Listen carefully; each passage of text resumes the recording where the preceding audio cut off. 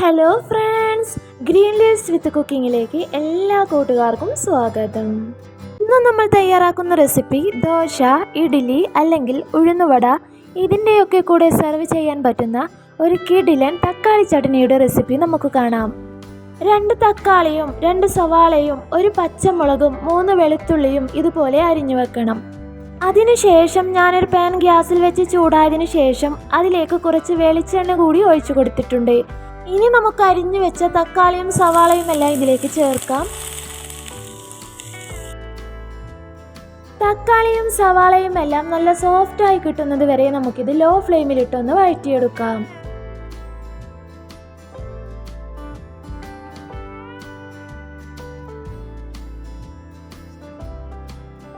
തക്കാളിയും സവാളയും എല്ലാം നല്ലതുപോലെ വഴറ്റിയെടുത്തിട്ടുണ്ട്. ഇനി ഇതിലേക്ക് പൊടികൾ ചേർക്കാം. 1 ടീസ്പൂൺ കാശ്മീരി മുളക് പൊടിയാണ് ചേർക്കുന്നത്. ഇനി ഇതിലേക്ക് അല്പം മാത്രം പഞ്ചസാര ചേർക്കുന്നുണ്ട്. ഇനി ഇതിലേക്ക് ആവശ്യത്തിന് ഉപ്പ് കൂടി ചേർക്കാം. ഉപ്പ് ചേർത്തതിന് ശേഷം ഒരു 1/4 ടീസ്പൂണോളം കായപ്പൊടി കൂടി ചേർക്കാം.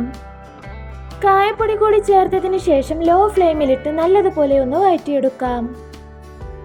പൊടികളുടെ പച്ചമണം മാറുന്നത് വരെ ഒന്ന് വഴറ്റിയെടുക്കണം.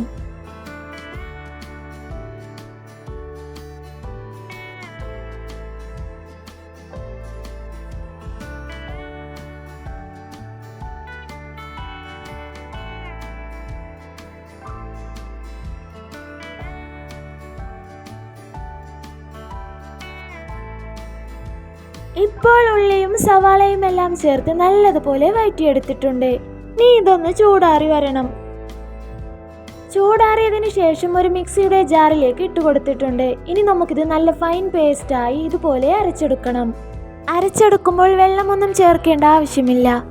ഇനി ഞാൻ വീണ്ടും ഒരു പാൻ ഗ്യാസിൽ വെച്ച് ചൂടായതിനു ശേഷം അതിലേക്ക് വെളിച്ചെണ്ണ ഒഴിച്ചു കൊടുത്തിട്ടുണ്ട്. വെളിച്ചെണ്ണ ചൂടായപ്പോൾ അതിലേക്ക് 1/4 ടീസ്പൂണോളം കടുകിട്ട് കൊടുത്തിട്ടുണ്ട്. ഇനി ഇതിലേക്ക് വറ്റൽ മുളകും കറിവേപ്പിലയും ചേർത്ത് കൊടുത്ത് നല്ലതുപോലെ ഒന്ന് ഇളക്കിയെടുക്കാം.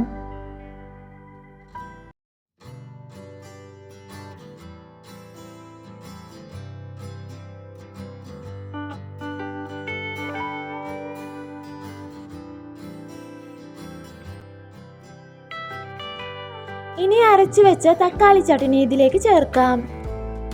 തക്കാളി ചട്നിയിലെ എണ്ണയെല്ലാം ഒന്ന് തെളിഞ്ഞു വരുന്നത് വരെ നല്ലതുപോലെ ഒന്ന് വഴറ്റിയെടുക്കാം.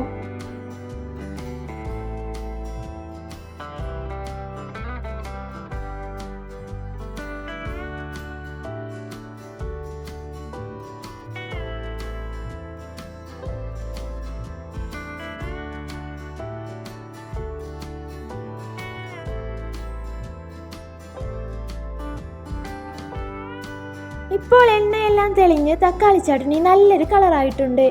ഇത് ഇത്രയും മതിയാവും. ഇനി ഇതൊരു സെർവിംഗ് ബൗളിലേക്ക് മാറ്റാം.